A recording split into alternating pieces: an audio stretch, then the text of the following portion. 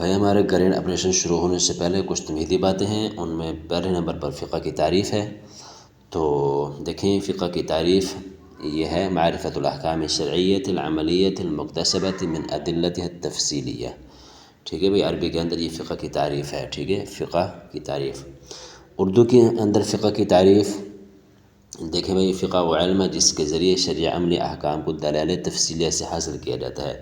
ٹھیک ہے بھئی، دلائل تفصیلیہ اپنی طرف سے نہیں ہے، امام صاحب نے اپنی طرف سے فقہ ایجاد نہیں کی بھئی، ٹھیک ہے، دلائل تفصیلیہ سے حاصل کیا ہے۔ اب دلائل تفصیلیہ سے کیا مراد ہے، اس کی وضاحت آ رہی ہے۔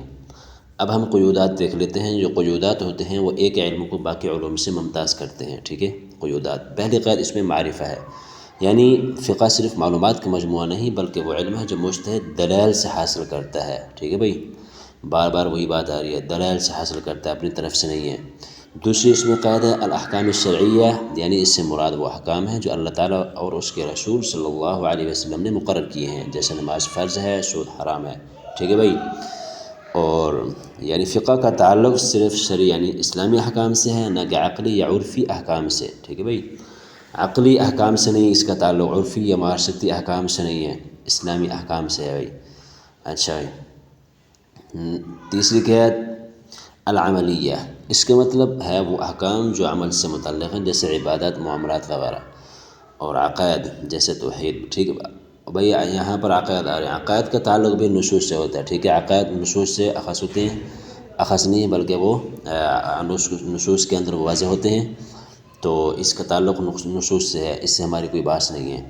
نمبر 4 المکتسبہ، یعنی یہ علم اجتہاد سے حاصل کیا جاتا ہے، یعنی فقہ کا ماخذ تحقیق اور دلیل ہے، نہ کہ تقلید۔ ٹھیک ہے بھئی، تحقیق اور دلیل سے فقہ کو حاصل کیا ہے، اپنی طرف سے نہیں ہے۔ بار بار میں وہی لفظ کہہ رہا ہوں، ٹھیک ہے، یہ آگے چل کر کام آئے گی بات۔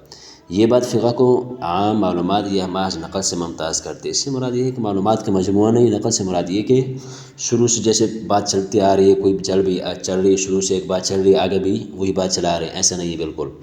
من ادلت التفصیلیہ، اس سے مراد قرآن و حدیث اجماع قیاس، یہ وہ بات ہیں جو میں کہہ رہا تھا دلائل تفصیلیہ۔ دلائل تفصیلیہ سے مراد قرآن و حدیث اجماع قیاس ہیں۔ تو فقہ جو ہے نا وہ کیا ہے، اس کا تعلق قرآن و حدیث اجماع قیاس سے ہے۔ امام صاحب نے اپنی طرف سے فقہ کو ایجاد نہیں کیا، قرآن و حدیث اجماع قیاس سے اس کو اخذ کیا ہے۔ ان کی جزیات کو لے کر، قرآن و حدیث کی جزیات کو لے کر کے، جن میں واضح جو مسائل تھے ان میں، ان کو انہوں نے لے لیا، جو جزیات تھے ان سے انہوں نے فقہ اخذ کی ہے۔ ٹھیک ہے بھائی، یہاں بعض لوگ کہتے ہیں کہ نہیں جی یہ امام صاحب کے اپنی طرف سے ہے اور اس لیے یہ ہم مانتے نہیں ہیں۔ ٹھیک ہے بھئی، آپ نے تعریف پڑھ لی تو بات واضح ہو